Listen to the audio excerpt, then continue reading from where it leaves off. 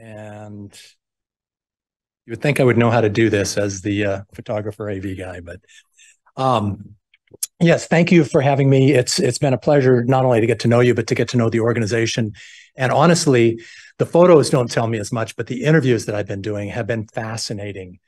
It's just a wonderful collaboration of advocates, researchers, industry, outside of industry, the folks from GMU as well. It's just been wonderful. In addition to taking photos, I'm a rare disease dad. First and foremost, I'm a rare disease dad. My daughter, those are my three daughters actually in the picture. Your right is the same as mine, yes. On the right is my healthy healthy daughter. Lindy to the left is 43. She has juvenile MLD. Onset of symptoms was age 8, but we didn't know it. She was diagnosed at age 14, so a 6-year diagnostic odyssey. These are things that kind of created who I am today. And she's holding a picture of Darcy, our 10-year-old, who was diagnosed. This is a genetic and easily biochemically confirmed disease. So once Lindy was diagnosed, we diagnosed her younger sister. And she went into a bone marrow transplant. She's transplanted. She's a success. We still see her de-identified in papers, but she passed away shortly thereafter due to some graft versus host. This was in the early days of transplant for our disease. And it inspired us to know or to figure out how we can do better. My wife and I co-founded, this was in 95, so 5 or 6 years later, my wife and I co-founded MLD Foundation. We started off just loving on families.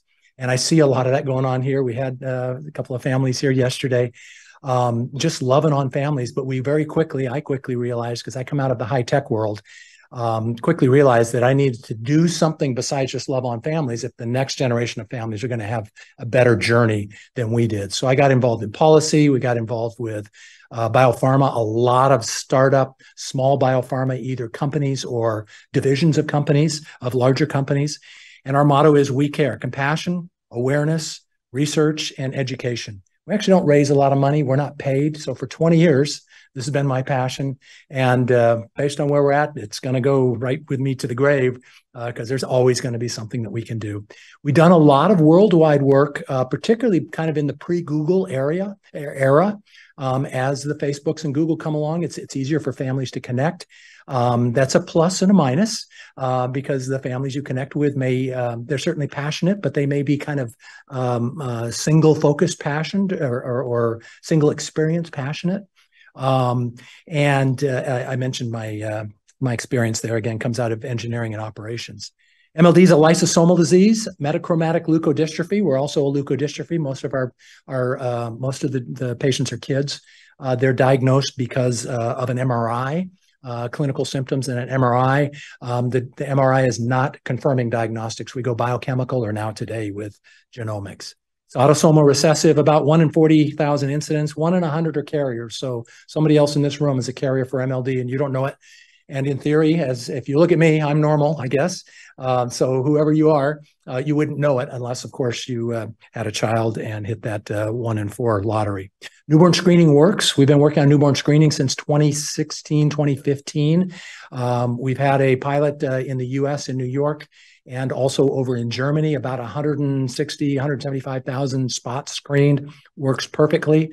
A therapy, Orchard Therapeutics, bought the IP. It was really developed out of a lab, an institution in Milan, and has come a long ways. It was approved in the gene therapy, approved in the EU in 2020. So almost 3 years ago.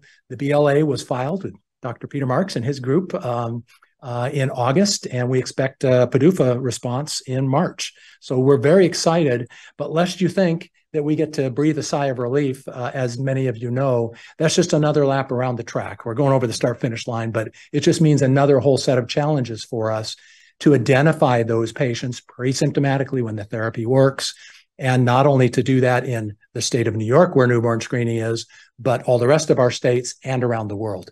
So, and we've been talking about that quite a bit here today, and I'm excited to engage with all of you as peers and talk about India. India is not the only country out there, maybe the largest, but it's a good place probably to get our teeth wet in terms of, you know, being outside of the EU and some of those what are normally kind of the first stepping stones for pharma companies.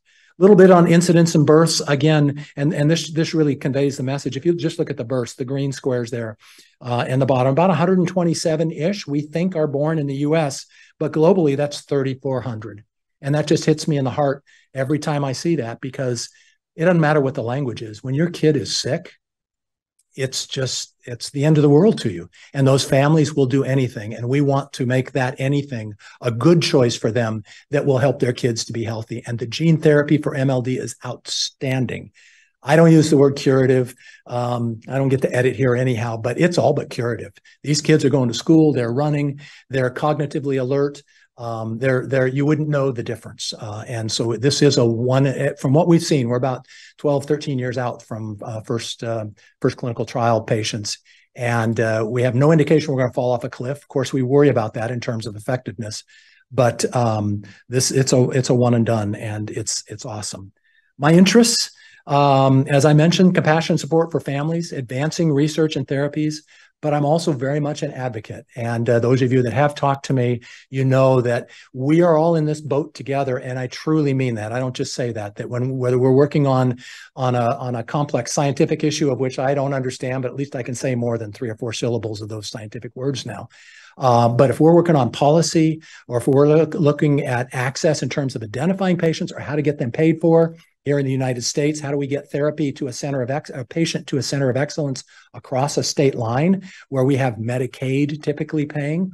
That's our public insurance.